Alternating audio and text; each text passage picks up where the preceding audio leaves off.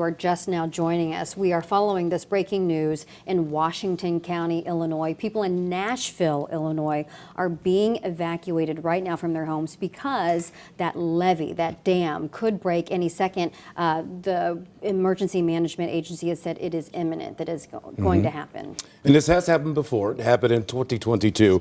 We were told earlier that the levee has been topped.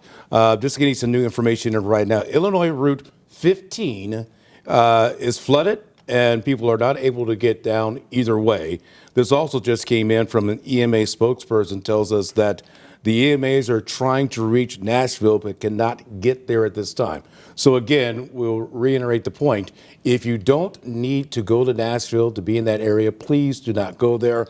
Allow the emergency crews to do the jobs that they're trained to do and to help people out. Now, they have set up places for people to go if you have to leave your home. There is a shelter that is being set up at 680 West Walnut Street in Nashville. That is Trinity Lutheran Church. The Red Cross has also been activated at this time to help in this situation. I think you've been on the air for what, about 15 minutes now, maybe a little bit more? Yeah, maybe 15 minutes. And we've already seen the situation go from not good to worse just in that short amount of time. It doesn't take much for this water to keep rising and to make its way to be destructive for the people of Nashville. So if you know somebody down there, we've said it before, try to reach out to them via text, via Facebook, via whatever you can do to get hold of them and make sure that they're okay.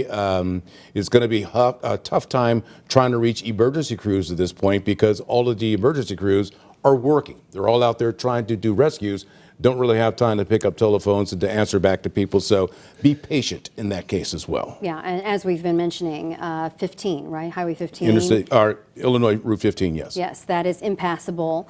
We've also been trying to get in touch with the Emergency Management, EMA, and they, of course, are very busy. But that gray path on the map that you see, if you go to their Facebook page or the one that Anthony has been talking about, really does impact a wide range of people. Whether you're looking at the elementary school or the high school, there are some people who are saying that they might even go up even further or farther north. So like that Eastgate Apartments area, there are some people who are saying, you know what, I would also evacuate if I was there too. So it's not just that one little pathway, but all around that area, some people are getting, the word that they need to evacuate. Yeah, and obviously with the way the rain is coming down right now, more places are probably being impacted because the water really has nowhere to go, especially if the levees and things like this are giving way. So you're not having anything that can channel the water to a certain space. We're looking right now at the map once again of that area that is going to be impacted. We know that areas are impassable at this point. We know that other roads have been blocked at this point. And we also understand that EMS itself is having a tough time getting into these situations to sort of help people out. But, if you're listening to our voices, if you're able to see us right now, hang on as best you can. Do what you can to get the word out that, yes, I am in this house. If you have a two-story home, maybe go to a higher floor if you start to get the water coming into your place. But do not try to wade through the water by yourself. Do not try to drive your car or truck or anything like that through the water either, because as you well know, it only takes a few inches of water to sweep a vehicle away. It only takes a little bit of water to also knock a person down and sweep them as well. This right here on your screen is the shelter that you can go to at this time. The Red Cross has been activated. This shelter is at 680 West Walnut Street. This is in Nashville, Illinois. If you can get there, get there. If you can take somebody there with you. And let me also mention that this is an emergency situation for all surrounding counties as well, because St. Clair County Special Emergency Services, along with St. Clair County EMA resources, they are all rushing to that area as well. So this is really an all hands on deck situation in that area. Yeah, and I'm sure that the current weather situation, because the rain is coming down, you can't put up a drone to look for people. You probably can't fly the helicopters and things like this as well. So a lot of this is going to be on the ground type of work when it comes to trying to reach people and to also save them. It's nice to know that the cavalry, so to speak, is coming in from other places to help out, because I cannot imagine what they have there in Nashville is a very large emergency team. Yeah, and again, like we're looking at that path, right? That flood path where people are being warned to evacuate. We see it right there. But people on on the ground, on the Facebook pages, they're saying, hey, I would also evacuate if I was just a little bit north of that path as well. Again, those Eastgate apartments and things like that, just because this area has also seen this dam break before. So they are very aware that there could be issues and where the issues could be. We want to get out now. Alex Hagelin, I believe is the name here with Washington County EMS. First of all, Alex, thank you so much for joining us because we know how important this is for the people there. What are you guys seeing? Just how bad is the situation becoming? I'm with EMA, the Emergency Management Agency. The situation is definitely developing in terms of just, it's essentially matters of communication and transportation that are keeping us from getting a better handle on things. We did have the dam breach that you guys are already referring to, and we've had, again, the 299 phones in the confirmed evacuation area that received the message.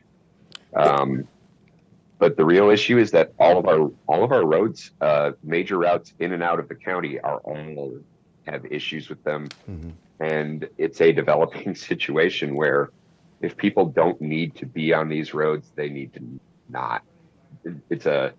Right now, it doesn't appear that we have anyone who has been injured or swept away or anything like that, and we would really like to keep it that way. What are you recommending, sir, if people are in that flood path and you say, the roads are impassable? What should they do if they're already in that flood path and can't get out? Between that flood path and our evacuation site at Trinity St. John's School is not enormous. So our major routes are the ones that would get you in or out of Nashville itself that are going to be the yes. Got it. Okay. I just received something very new. It says that there's a secondary dam failure. It has been overtopped and the evacuations are still in progress.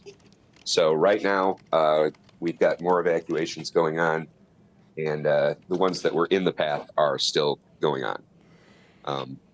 When we were trying to establish connection here, I also had confirmation that there was one person who was in their house and needed emergency assistance to get out.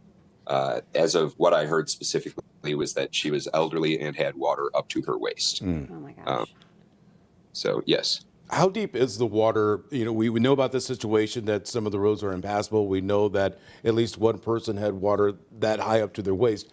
As far as the widespread water to this point, how deep have things gotten? Other than the talk of it being waist high for the person who was trying to evacuate, I haven't gotten any estimates as to water depth or height. That said, I know that it can be knee high and still be a danger to drive through. Or if you're walking through it and it seems knee high, maybe you find out later down that it's not. So again, I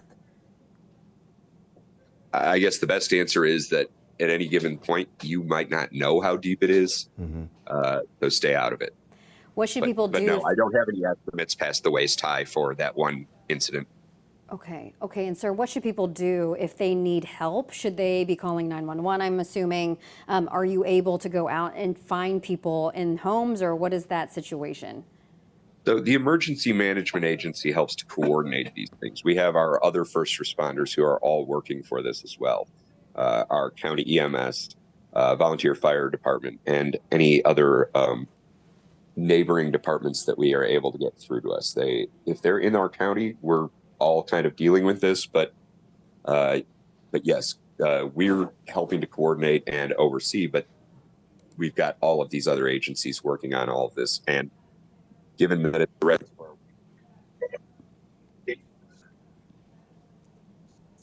I think, Alex, are you still there?